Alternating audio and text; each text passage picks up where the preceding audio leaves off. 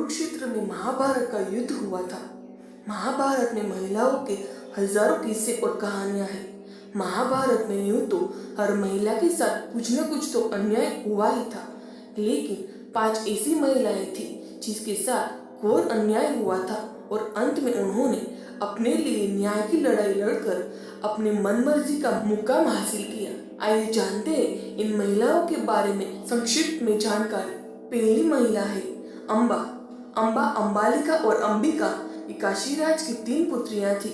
विचित्र वीर्य के युवा होने पर भीष्म ने बलपूर्वक काशीराज की 3 पुत्रियों का हरण कर लिया और वे उसका विवाह विचित्र वीर्य से करना चाहते थे, क्योंकि भीष्म चाहते थे कि किसी भी तरह अपने पिता शांतनु का कुल बढ़े। लेकिन बाद में बड़ी राजकुमारी अम्बा को छोड़ दिया गया, क्योंकि वह शाल्वर राज को चाहती थी। अन्य दोनों अंबालिका और अंबिका का विवाह विचित्र वीर्य के साथ कर दिया गया। बाद में शाल्वर राज ने अम्बा से विवाह करने से इनकार कर दिया तो अम्बा भीष्म के पास आई, परंतु भीष्म ने भी ठुकरा दिया। फिर अम्बा न्याय के लिए परशुराम के पास गई, परंतु परशुराम कुछ नहीं कर सके, क्योंकि भीष्म उनके शिष्य थे। तब अम्बा ने भगवान शंकर का तप किया तो उन्होंने कहा कि भीष्म के वध का कारण तुम बनोगी। फिर अम्बा ने अपने प्राण त्याग दिए और वह शिखंडी के रूप में जन्मी। दूसरी महिला है गांधारी। कहते हैं कि गांधारी ने धृतराष्ट्र से मजबूरीवश विवाह किया था। इसका कारण भीष्म थे। अंतिम महाराज धृतराष्ट्र के लिए भीष्म ने गांधार नरेश की राजकुमारी का बलपूर्वक विवाह धृतराष्ट्र से कराया था। गांधारी ये नहीं चाहती थी, इसलिए उन्होंने भी अपनी आंखों पर हमेशा के लिए पट्टी बांध ली। धृतराष्ट्र, शकुनी और दुर्योधन के आगे गांधारी की एक नहीं चलती थी। वह हमेशा दुखी ही रही। तीसरी महिला है भानुमति। भानुमति काम्बोज की राजा चंद्रवर्मा की पुत्री थी। भानुमति बहुत ही सुंदर, आकर्षक, बुद्धिमान और ताकतवर थी। उसकी सुंदरता और शक्ति के किस्से प्रसिद्ध थे। यही कारण था कि भानुमति के स्वयंवर में शिशुपाल, जरासंध, रुक्मी, वक्र, कर्ण आदि राजाओं के साथ दुर्योधन भी गया हुआ था। कहते हैं कि भानुमति दुर्योधन से विवाह नहीं करना चाहती थी, लेकिन मजबूरन उसे विवाह करना पड़ा। दुर्योधन की पत्नी भानुमति युद्ध कला, शतरंज और कुश्ती में पारंगत थी।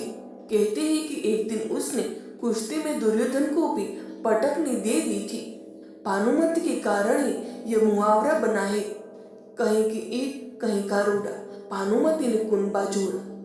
भानुमति बेहद ही सुंदर, आकर्षक, तेज बुद्धि और शरीर से काफी ताकतवर थी। गांधारी ने सती पर्व में बताया कि भानुमति दुर्योधन से खेल खेल में ही कुश्ती करती थी, जिसमें दुर्योधन उससे कई बार हार भी जाता था। कहते हैं कि जब भानुमति हाथ में माला लेकर अपनी दासियों और अंगरक्षकों के साथ दरबार में आए और एक एक करके सभी राजाओं के पास से गुजरी, तो वह दुर्योधन के सामने से भी गुजरी। दुर्योधन चाहता था कि भानुमति माला उसे पहना दे, लेकिन ऐसा नहीं हुआ। दुर्योधन के सामने से भानुमति आगे बढ़ गई। दुर्योधन ने क्रोधित होकर तुरंत ही भानुमति के हाथ से माला चपटकर खुद ही अपने गले में डाल ली। इस दृश्य को देखकर सभी राजाओं ने तलवारें निकाल ली। इस स्थिति में दुर्योधन ने भानुमति का हाथ पकड़ा और वह उसे महल से बाहर ले जाते हुए सभी योद्धाओं से बोला, कर्ण को परास्त करके मेरे पास आना। अर्थात उसने सब योद्धाओं से कर्ण से युद्ध करने की चुनौती दी, जिसमें कर्ण ने सभी को परास्त कर दिया। इस तरह दुर्योधन ने भानुमति के साथ जबरन विवाह कर लिया। चौथी महिला है द्रौपदी। कहते हैं कि द्रौपदी का जन्म यज्ञ से हुआ था, इसलिए उसे याज्ञनिक कहा जाता था। द्रौपदी को पंचकन्याओं में शामिल किया गया है। पुराणों अनुसार 5 स्त्रियां विवाहिता होने पर भी कन्याओं के समान ही पवित्र मानी गई है। अहिल्या, द्रौपदी, कुंती, तारा और मंदोदरी। द्रौपदी ने कर्ण और दुर्योधन को अपमानित किया था, जिसके बदले में जयद्रथ और दुर्योधन ने द्रौपदी को अपमानित किया। लेकिन द्रौपदी की एक सबसे बड़ी गलती यह थी कि उसने 5 पांडवों के साथ विवाह करने को मंजूरी दे दी।